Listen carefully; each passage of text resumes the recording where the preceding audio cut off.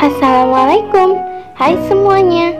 Di video kali ini, aku membuat 5 jenis bumbu dasar yang tentunya banyak sekali manfaatnya untuk kita, para ibu-ibu yang selalu ingin menyajikan masakan-masakan istimewa untuk keluarga di rumah.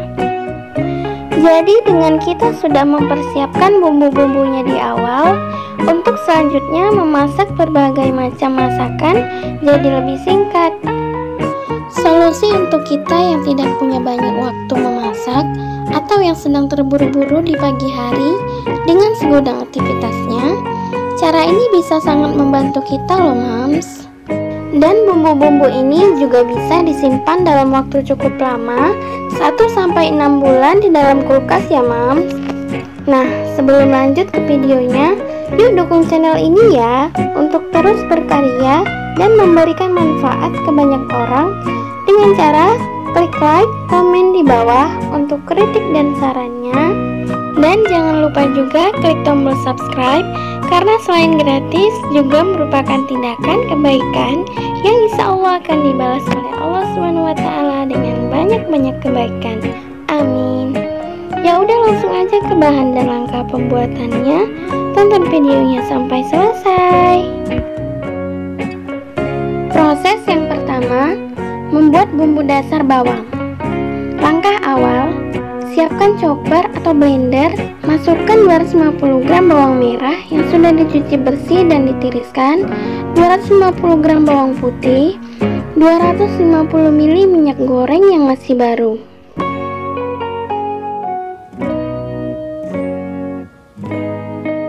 Lalu haluskan semua bahan sampai benar-benar halus. Nah, di sini aku jelasin kenapa memakai minyak goreng. Minyak goreng membantu proses untuk menghaluskan dan juga sebagai bahan pengawet alami untuk bumbu itu sendiri.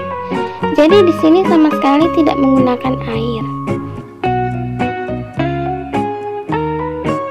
Nah, setelah bumbu halus seperti ini, siapkan wajan bersih, masukkan bumbu ke dalam wajan.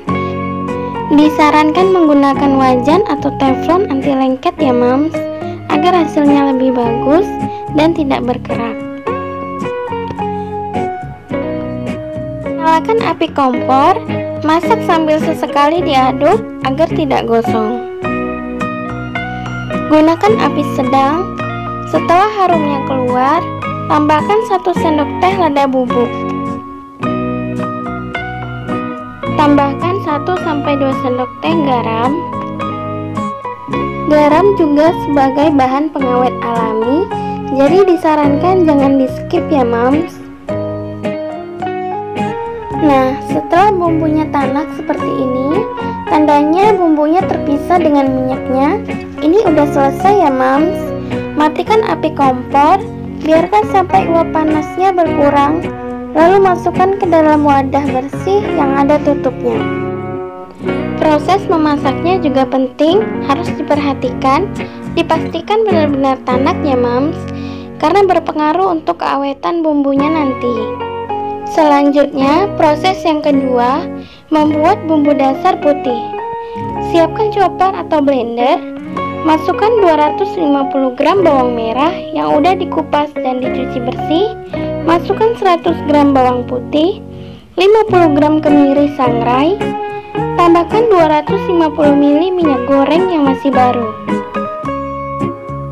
Kemudian haluskan sampai benar-benar halus. Selalu gunakan minyak goreng yang masih bersih untuk membantu proses menghaluskan bahan-bahan bumbunya ya mams, karena bisa juga membantu untuk mengawetkan bumbunya nanti. Nah, setelah halus seperti ini, selanjutnya siapkan teflon atau wajan bersih. Masukkan bumbu yang sudah dihaluskan tadi. Nyalakan api kompor, masak sambil sesekali diaduk agar tidak gosong. Gunakan api sedang. Setelah bumbu harum, tambahkan 1 sendok makan ketumbar bubuk, 1 sendok teh lada bubuk, 1-2 sendok teh garam, Aduk-aduk sampai tercampur rata, masak sampai bumbunya tanak.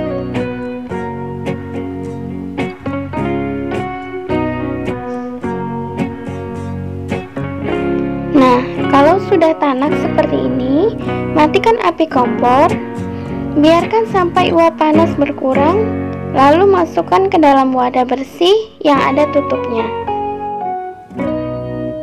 Jangan buru-buru dimasukkan ke dalam kulkas sebelum bumbunya benar-benar dingin ya mams. Selanjutnya, proses yang ketiga, membuat bumbu dasar kuning. Siapkan chopper atau blender, masukkan 250 gram bawang merah, 150 gram bawang putih, 50 gram kemiri sangrai, masukkan juga 50 gram kunyit, 30 gram lengkuas, 30 gram jahe. Maaf ya mams, di sini aku lupa memasukkan minyak gorengnya.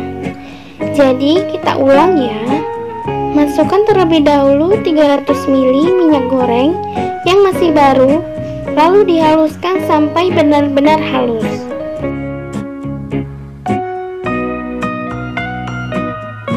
Untuk kemirinya, sebaiknya disangrai terlebih dahulu ya mams, agar hasil bumbunya nanti jadinya lebih wangi. Dan resep lengkap juga udah aku tulis di description box ya. Setelah bumbunya halus seperti ini, kemudian siapkan wajan atau teflon anti lengket. Masukkan bumbu yang sudah dihaluskan tadi ke dalam teflon. Nyalakan api kompor. Masak sambil terus diaduk agar tidak gosong. Setelah harum bumbunya keluar, tambahkan 1 sendok makan ketumbar bubuk,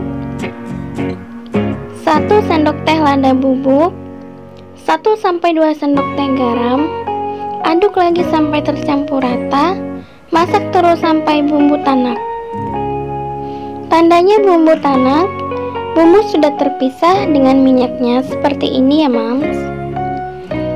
Nah, kalau sudah tanak seperti ini, matikan api kompor, biarkan sampai uap panas berkurang, lalu pindahkan ke wadah bersih atau toples yang ada tutupnya. Selanjutnya, proses yang keempat, membuat bumbu dasar merah. Siapkan chopper atau blender, masukkan 350 gram cabai merah keriting, atau bisa juga dicampur cabai rawit bagi yang suka masakan pedas. Langkah awal di sini aku haluskan terlebih dahulu cabainya sampai halus agar bijinya mudah halus. Atau bisa juga bijinya dibuang terlebih dahulu baru kemudian dihaluskan. Tambahkan juga setengah dari takaran minyaknya untuk membantu proses menghaluskan cabainya. Nah, setelah cabainya halus seperti ini, selanjutnya masukkan 150 gram bawang merah, 100 gram bawang putih, 25 gram kemiri sangrai.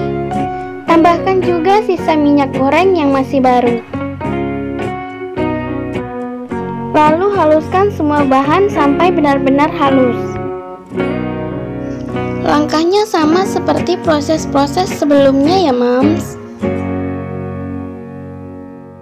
Setelah bumbu benar-benar halus seperti ini, selanjutnya siapkan wajan atau teflon bersih.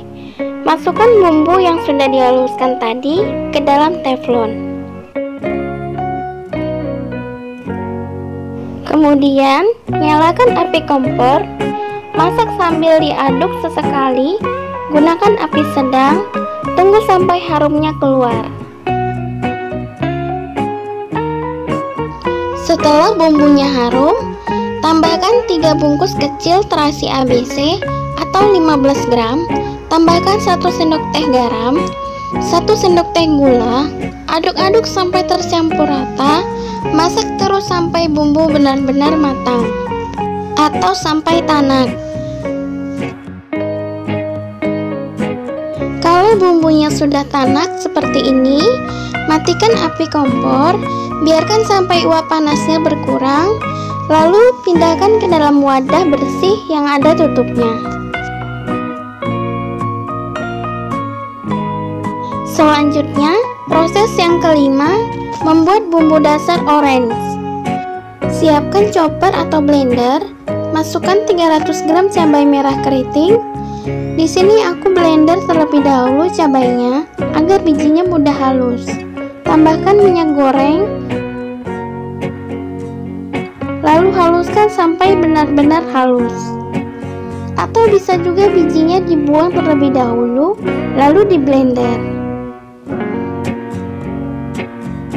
Setelah cabai halus seperti ini, masukkan 450 gram bawang merah, 200 gram bawang putih, 75 gram kemiri sangrai, 50 gram kunyit, 40 gram jahe, 40 gram lengkuas. Tambahkan sisa minyak, lalu dihaluskan sampai benar-benar halus.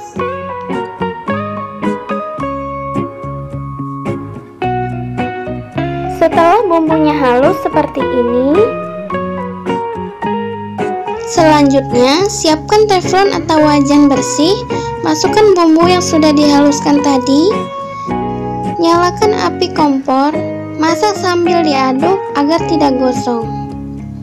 Gunakan api sedang. Aduk-aduk terus sampai bumbunya harum. Setelah harum bumbunya, tambahkan 2 sendok teh merica bubuk, 1 sendok teh jintan bubuk, diaduk-aduk sampai tercampur rata. Boleh juga ditambahkan sedikit minyak kalau dirasa terlalu kering. Karena komposisi bumbunya juga banyak ya Mams, jadi disesuaikan saja dengan kebutuhan seberapa banyak minyaknya yang diperlukan. Kemudian tambahkan juga 2 sendok makan ketumbar bubuk. Aduk lagi sampai tercampur rata. Masak sampai bumbu benar-benar tanak. Setelah tanak, matikan api kompor. Biarkan uap panas berkurang, lalu pindahkan ke dalam wadah bersih yang ada tutupnya. Nah, selesai sudah 5 bumbu dasar yang banyak manfaatnya ini. Bisa untuk berbagai macam masakan yang tentunya bisa membuat kita mempersingkat waktu masak. Jadi di sini aku akan jelaskan satu persatu kegunaan dari setiap jenis bumbu dasar yang udah dibuat tadi. Yang pertama, di sini ada bumbu dasar bawang yang bisa digunakan untuk memasak sop, mie goreng, nasi goreng, mie kuah, capcay, bakso, ayam kecap, tumis daging, dan tentunya masih banyak lagi dalam versi masakan yang tidak pedas. Selanjutnya, di sini ada bumbu dasar putih, bisa untuk memasak sayur lodeh, soto Betawi, soto Makassar, soto bening, gudeg, tempe tahu bacem, dan lain-lain. Selanjutnya, di sini ada bumbu dasar kuning, bisa digunakan untuk memasak nasi kuning, aneka soto, aneka pepes, tumis usus kemangi, pesmol, acar kuning, ikan goreng atau ayam goreng, bumbu ungkep, dan lain-lain. Selanjutnya, di sini ada bumbu dasar merah, bisa digunakan untuk memasak sambal goreng, aneka balado, nasi goreng, ayam bumbu rujak, kering tempe, aneka gulai, ikan ayam daging bumbu merah, rica-rica, dan masih banyak lagi. Selanjutnya, di sini ada bumbu dasar orange, bisa digunakan untuk memasak kari, gulai, rendang, kalio, ikan bakar, pindang, tongseng, mangut, dan masih banyak yang lain.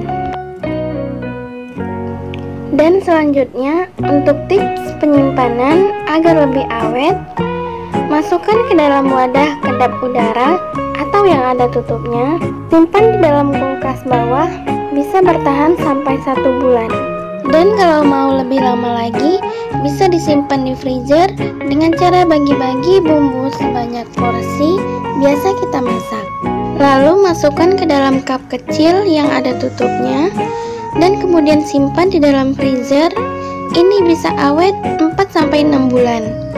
Jadi kalau sewaktu-waktu dibutuhkan, tinggal ambil 1 cup atau seporsi bumbu untuk 1 kali masak. Dan jangan lupa beri identitasnya, juga tanggal pembuatannya ya Moms. Cukup praktis dan efektif ya Moms, untuk mempersingkat aktivitas kita di dapur. Ya udah, sampai di sini dulu videoku kali ini. Semoga bermanfaat. Terima kasih yang sudah menonton sampai selesai. Sampai ketemu lagi di video selanjutnya. Assalamualaikum warahmatullahi wabarakatuh.